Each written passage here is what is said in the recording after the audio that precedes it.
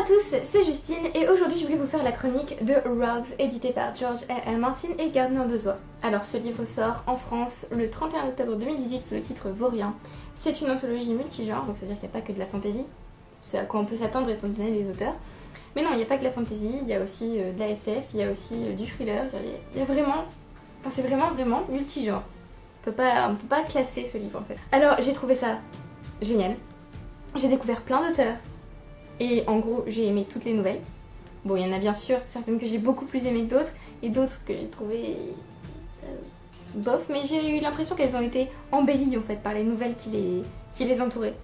J'ai adoré cette anthologie. Dès l'introduction de George R.R. Martin, j'étais dedans, puisque ici, son introduction s'appelle Everybody Loves a Rogue. Tout le monde aime les vauriens. Et là, il défend le multigenre, le fait de lire plusieurs genres et pas un seul, le fait de ne pas se cantonner en fait à un type de livre et pas d'autres. C'est vraiment représentatif en fait de son anthologie, puisque il va pas se cantonner à lire des nouvelles de fantasy, alors qu'il est plutôt classé auteur fantasy, même s'il a écrit de la SF. Voilà, il va vraiment... en fait, ici, c'est pour ouvrir nos horizons. J'ai adoré la diversité qu'on a ici, que ce soit niveau personnage, niveau intrigue. Bon, alors, il y a 6 auteurs féminins ici, ce qui est bien quand même. Globalement, pour pratiquement toutes les nouvelles, j'ai eu envie d'un roman en fait après. Enfin, d'un roman dans le même univers ou dans le même style. Je vais parler de chaque nouvelle une par une. D'abord, on a une nouvelle de Joe Abercrombie qui s'appelle Tough Times All Over, c'est-à-dire les temps sont durs pour tout le monde. Ça n'a rien à voir avec sa série The First Law. En gros, on va suivre l'histoire d'un paquet qui va passer de main en main toute la nuit, globalement. Donc voilà, bon, ça peut paraître un peu bizarre et on peut se dire malmené, ça doit être très ennuyeux. C'était vraiment très bien mené, le rythme était soutenu et prenant. Je me suis attachée à certains personnages, alors que voilà. Les personnages étaient aussi très diversifiés, que ce soit niveau sexe, niveau orientation sexuelle, niveau âge, tout ça. Mais il faut avouer que la fin est quand même assez frustrante. Quand même, là, c'était pas très sympa. Ensuite, on a une nouvelle de Gillian Flynn qui a écrit Gone Girl, les apparences. Donc ici, cette nouvelle s'appelle What Do You Do. Elle a aussi été publiée en livre seul sous le titre The Grown Up. Et elle a été traduite sous le titre Nous allons mourir ce soir. Bon, déjà là, on sent voilà, la première nouvelle de Joe Abercrombie, ça pouvait être classé dans la fantasy. Ici, je sais pas trop, peut-être le fantastique, peut-être le thriller. Je sais pas, c'est un peu une histoire de fantôme, on va dire. Alors en fait, ici on suit une femme qui va se reconvertir professionnellement. Bon, elle a une profession pas très recommandable, on va dire. Et elle va décider de... Enfin, elle va être forcée un peu à changer de métier. Ce qu'elle aurait jamais dû faire, concrètement. En fait, cette nouvelle est une réécriture de La Maison Hantée de Shirley Jackson, de Haunting of Hill House. Évidemment, je pense... En fait, soit Gillian Flynn allait faire n'importe quoi avec The Haunting of Hill House et j'allais détester, soit ça allait être génial et j'allais forcément adorer. Et évidemment... J'ai adoré que c'était génial, c'est sans doute une de mes préférées de tout le recueil. On a pas mal de rebondissements, dont un qui m'a... Voilà, en fait j'étudie The Haunting of Hill House pour mon mémoire, et en fait il y avait plusieurs thèmes du coup qui se trouvaient dans cette nouvelle, qui se trouvaient aussi dans le roman, qui se trouvaient aussi dans mon travail. C'était génial, du coup j'ai inclus cette nouvelle dans mon mémoire tellement j'étais contente de voir ça, c'était génial. L'atmosphère est parfaite pour ce genre d'histoire, vraiment. Et la fin est très bien faite je trouve. Parce que il nous reste des doutes, on se dit c'est pas trop là. Mais là par contre j'avais pas forcément envie d'un roman, puisque le doute de la fin, l'espèce de fin ouverte là, c'était parfait pour ce genre d'histoire, vraiment. Ensuite on a The Inn of the Seven Blessings de Matthew Hughes. Donc là par contre pour tout le reste des nouvelles je n'ai pas de titre en français, je peux juste vous traduire moi-même. Donc là en gros c'est l'auberge des 7 bénédictions on va dire. On suit un homme dans une espèce de forêt enchantée hantée et il va trouver un objet magique. J'ai adoré le décor, puisque je trouve qu'il n'y a pas assez en fait de forêt dans les romans comme ça. Donc bien sûr c'est de la fantaisie, un objet magique. Il n'y a pas assez de décors comme ça, enfin je vois pas assez de forêt moi en tout cas dans les œuvres que je lis. Donc j'étais super contente déjà du décor. Ensuite, quand le personnage masculin principal se montre sexiste et dépasse légèrement les bornes, il est remis à sa place. Mais c'est magnifique. Je pense que si ça n'était pas arrivé en fait dans la nouvelle, j'aurais détesté, mais vraiment. Et j'ai adoré cette façon qu'a le personnage féminin du coup de lui dire bon tu te calmes, enfin tu te prends pour qui. J'ai aussi aimé le système magique, puisqu'il y a une petite histoire de petits dieux, tout ça. C'était sympathique, il y a aussi des magiciens. J'ai aimé aussi comment le titre prend sens en fait à la fin de la nouvelle. L'écriture était cool aussi. c'était fluide, c'était agréable. Ensuite on a Bentwig de Joey R. Lansdale, je suppose que ça se dit comme ça. Alors ici on va suivre Léonard et App dans une de leurs aventures. En gros App doit sauver la fille de sa compagne. Voilà. Alors il y a une série de romans de Joe R. Lansdale sur Léonard et App. D'ailleurs j'ai ajouté le premier tome dans ma wishlist qui s'appelle Savage Season. En français c'est Les Mécanos de Vénus il me semble. Voilà donc je l'ai... Voilà. C'était vraiment bien. Alors par contre c'est hyper violent. Alors c'est pas de la fantaisie là. C'est on va dire thriller. Ça peut pas vraiment être du policier puisque App et Léonard ne sont pas policiers. Voilà, en fait ils font la justice là où la police ne fait rien. Voilà, donc en gros ils s'occupent des gens corrompus ou des situations très glauques. Parce que là c'était vraiment glauque. Et c'est hyper violent, mais j'ai l'impression que l'ultra violence en fait de la nouvelle est compensée par le dégoût de Léonard enfin le dégoût de App pour la violence de Léonard, puisque c'est surtout lui en fait qui est hyper violent. Par une espèce de légèreté du ton et par l'humour en fait de la nouvelle. Donc c'était quand même agréable à lire, même si c'était quand même assez lourd on va dire. Il y a aussi des sujets assez lourds abordés ici, genre le viol, la prostitution, la drogue, tout ça, la corruption évidemment. La description de l'action est très bonne puisqu'on peut se la représenter parfaitement, mais comme je vous l'ai dit l'histoire est sordide et lourde et voilà. Mais c'était quand même très bien, parce que sinon j'aurais pas ajouté le premier tome de leur série à ma wishlist. On a ensuite, je pense qu'à la fin de la vidéo j'aurai une crampe au bras, tellement ce livre est lourd. On a ensuite Tony Petticoats de Michael Swanwick. Alors là on va suivre deux hommes qui cherchent une femme en fait pour un vol visiblement. Enfin en tout cas c'est ce qu'on comprend. Puisque c'est assez, c'est pas confus, mais en fait le lecteur comprend petit à petit en avançant dans la nouvelle ce qui se passe et ce qui se met en place en fait. Parce qu'il n'a pas d'explication au début. Voilà, donc du coup c'est ça qui apporte la chute à la fin, on va dire. Oui parce que dans la plupart de ces nouvelles en fait il y a une chute. Mais par exemple il y a une chute dans What Do You Do de Gillian Flynn, ici dans Tony Petticoats il y en a une aussi, dans les autres pas vraiment. Voilà.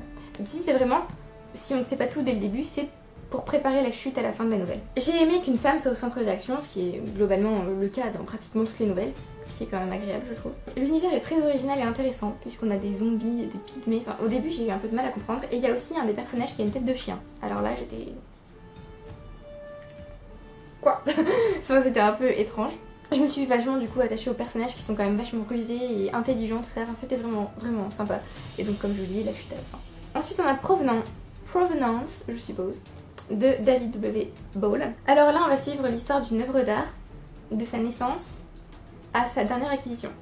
Alors comme avec la première nouvelle de Joe Abercrombie, ça peut paraître un peu ennuyeux, on va dire oula mais si c'est très mal, enfin si c'est mal fait ça va pas du tout être agréable à lire, et en fait c'était vraiment très bien. Au début je me suis dit oula mais ouais mais c'est un peu étrange, et en fait non, on a un peu d'histoire, ça nous permet aussi de passer par l'histoire, passer par le peintre, l'histoire du peintre, son époque, ce qui se passait à l'époque, tout ça. Ensuite on passe par la Seconde Guerre mondiale et on arrive au temps moderne. La fin était géniale, il y a une chute, mais alors c'était magnifique. Magnifique. Le vaurien est excellent je trouve, vraiment. C'est un des meilleurs vauriens de tout le livre je pense. Et j'ai adoré découvrir l'histoire du tableau comme je vous l'ai dit. Voilà. Alors pour cet auteur j'ai ajouté un autre roman de lui, Iron Fire, qui s'appelle La prisonnière de Malte en français, mais alors ça n'a absolument rien à voir avec cette nouvelle, qui n'est pas une nouvelle historique, même s'il y a beaucoup d'histoires. C'est plutôt une espèce de... c'est pas non plus un thriller, en fait je sais pas trop comment la classer cette nouvelle là. Elle est pas fantasy c'est sûr, pas science-fiction non plus, mais un peu difficile à classer. Ensuite on a Roaring Twenties de Carrie Vaught. Je ne sais pas comment on prononce son nom de famille, ça s'écrit... comme ça.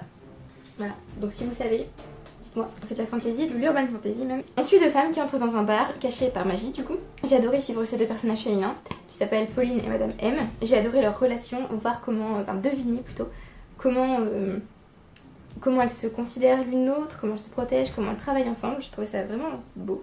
Puis avoir un peu une bande de gangsters exclusivement féminins, c'était sympa. J'ai aimé l'atmosphère du bar aussi. Et le monde dans lequel ça se trouve, puisque du coup j'aimerais beaucoup avoir un roman là-dessus. J'ai adoré l'action et la magie. On a une action magique, mais je me suis dit rien que pour ça, je veux un livre complet. Et la fin est plutôt un peu triste en fait. C'est un peu une façon pour l'auteur de laisser deviner au lecteur une autre relation en fait dans la nouvelle. Et du coup ça donne vraiment envie d'un roman là. Waouh, je veux un roman. C'est tout. Ensuite on a A Year and a Day in Old Theradane de Scott Lynch qui a écrit Les salauds gentilshommes, voilà. Les mensonges de Locke Lamora, c'est le premier tome. Alors là, c'est de la fantasy. On suit une voleuse à la retraite qui va être forcée de reprendre du service à cause d'une magicienne qui l'a eu en fait en gros. L'histoire peut paraître un peu absurde au début. En tout cas la requête de la magicienne à la voleuse est un peu étrange, même la voleuse elle-même est un peu en mode comment tu veux que je fasse ça. Mais en fait c'était très bien mené et c'était génial. Voilà, c'était très original du coup. Et là par contre je veux aussi un roman parce que je veux savoir comment ça se passe ensuite. Parce que finir là-dessus, non. J'ai adoré qu'il y ait des personnages féminins badass, qu'il y ait de la magie, qu'il y ait des magiciens, c'était top. J'ai aussi aimé qu'il y ait une intrigue politique assez complexe en fait derrière l'histoire. Ça m'a donné aussi envie d'un livre plus long. Et j'ai adoré la fin. Voilà, c'est aussi ça qui me donne envie d'une suite parce que on peut pas finir un livre, enfin on peut pas finir une nouvelle là-dessus sans que le lecteur se dise donne-moi un roman maintenant. Maintenant. Alors ensuite on a Bad Brass de Bradley Denton. Ici c'est plutôt du contemporain on va dire, puisque c'est l'histoire d'un homme qui vole à des voleurs.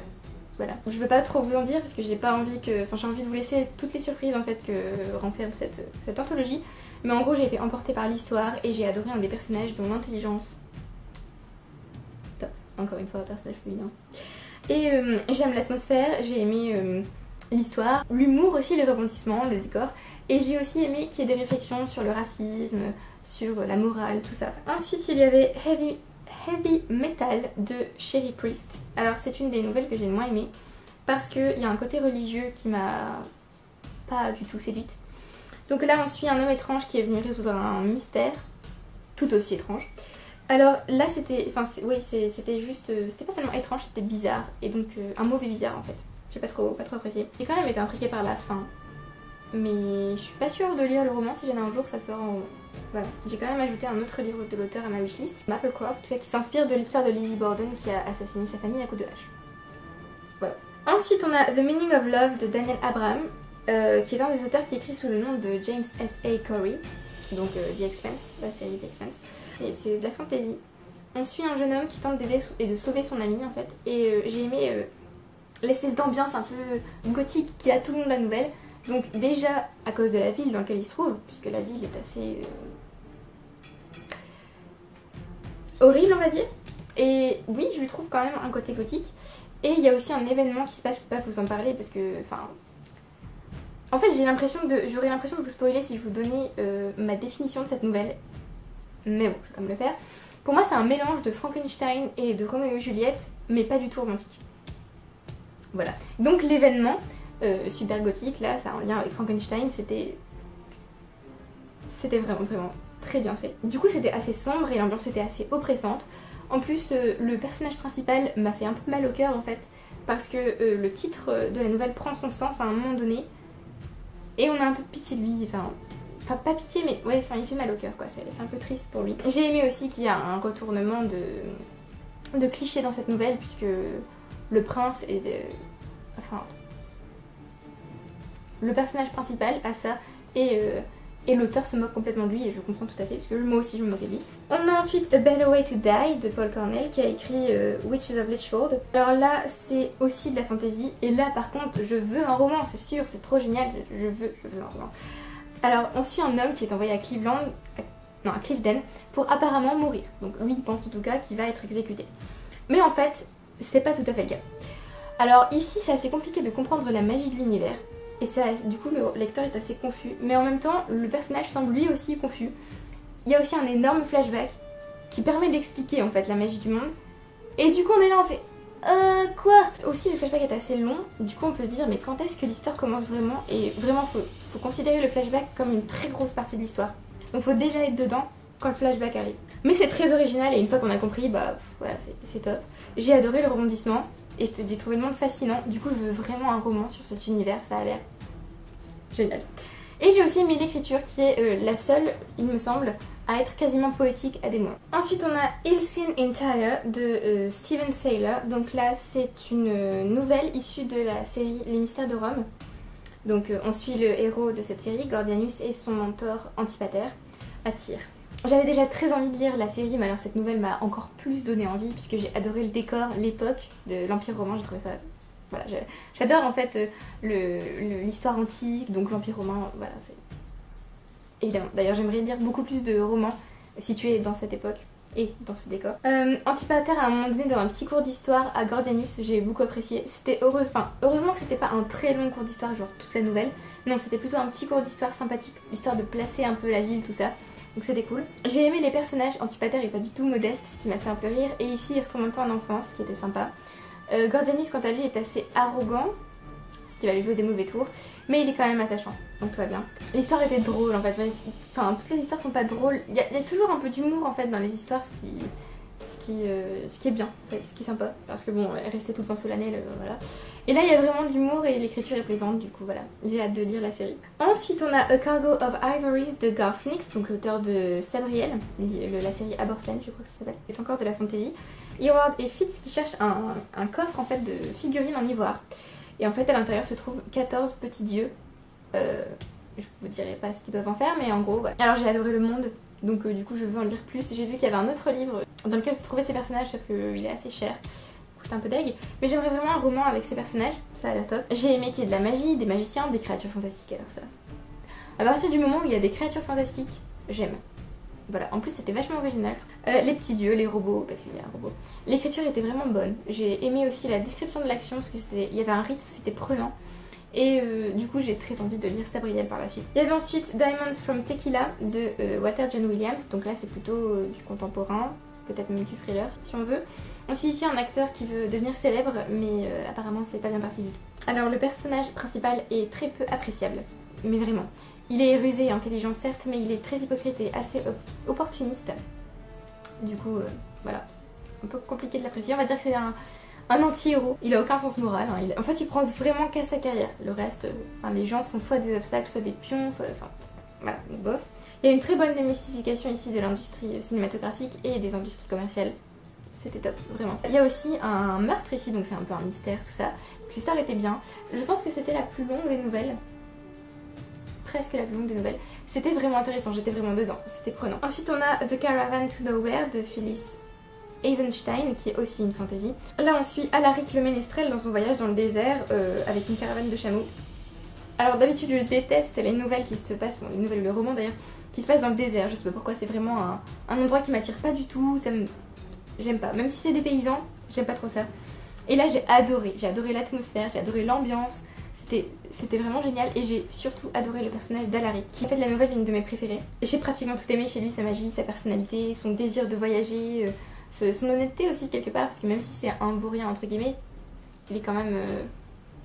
Je sais pas, je l'ai vraiment apprécié. La fin était super et j'ai vraiment hâte de lire la série qui est sortie avant la nouvelle en fait.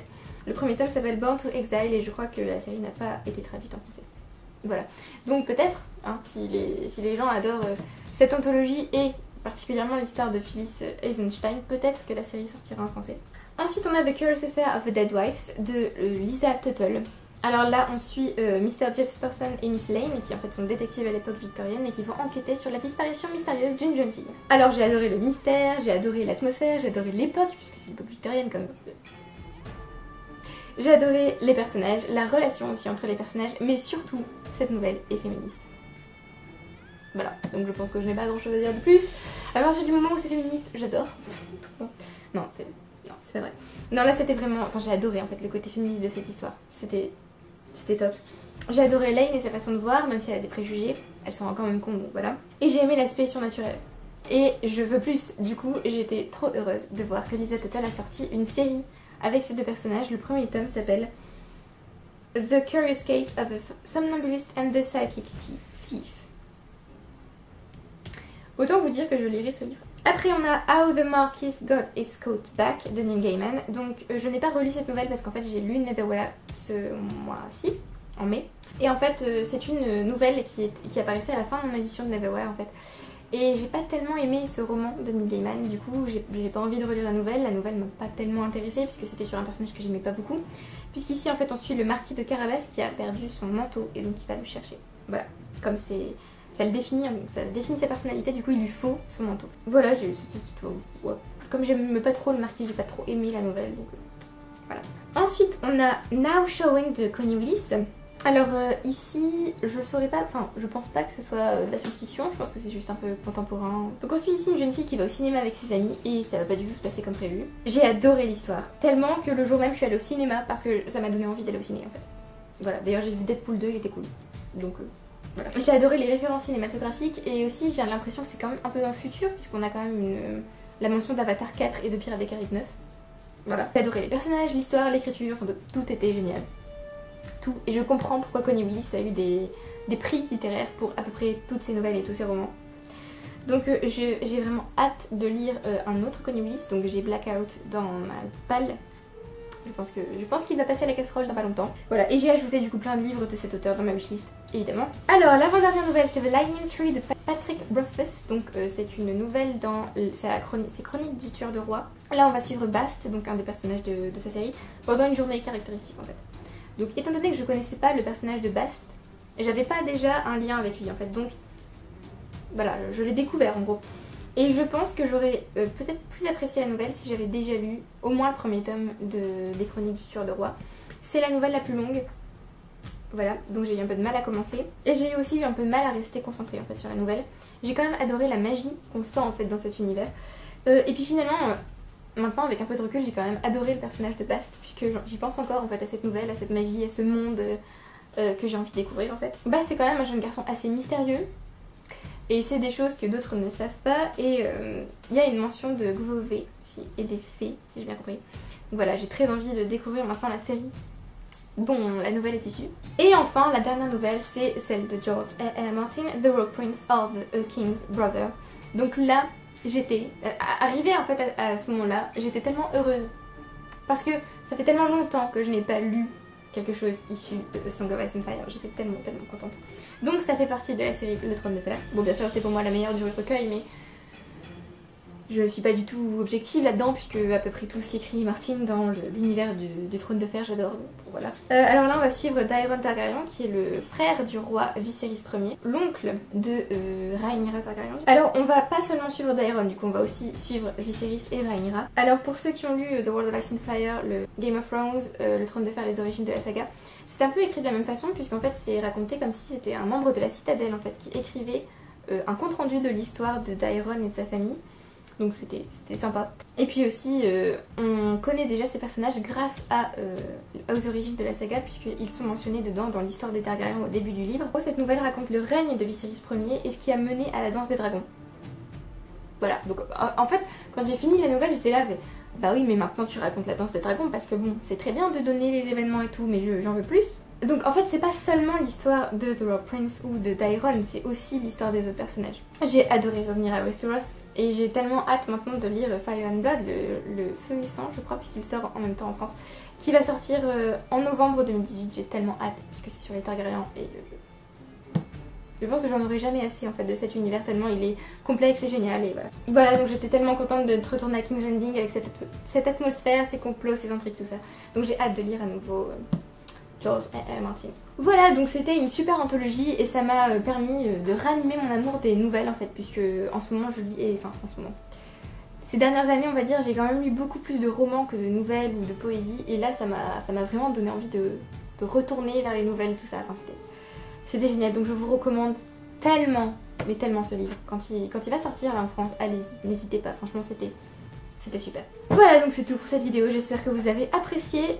Dites-moi si vous allez du coup lire ce livre, s'il vous intéresse ou si bon, pas tellement en fait. Dites-moi ce que vous pensez du coup du multigenre, de ces espèces d'anthologies qui regroupent de la fantasy, de la science-fiction, du thriller, enfin voilà. Dites-moi ce que vous en pensez. Est-ce que vous préférez vous lire un seul genre ou lire plein de choses différentes? Est-ce que vous essayez aussi de sortir de votre zone de confort? Merci beaucoup d'avoir regardé la vidéo jusqu'au bout, j'espère que vous avez apprécié. Merci à ceux qui aiment, qui commentent et qui s'abonnent, ça me fait vraiment très plaisir. Et je vous retrouve bientôt pour une prochaine vidéo. Bye!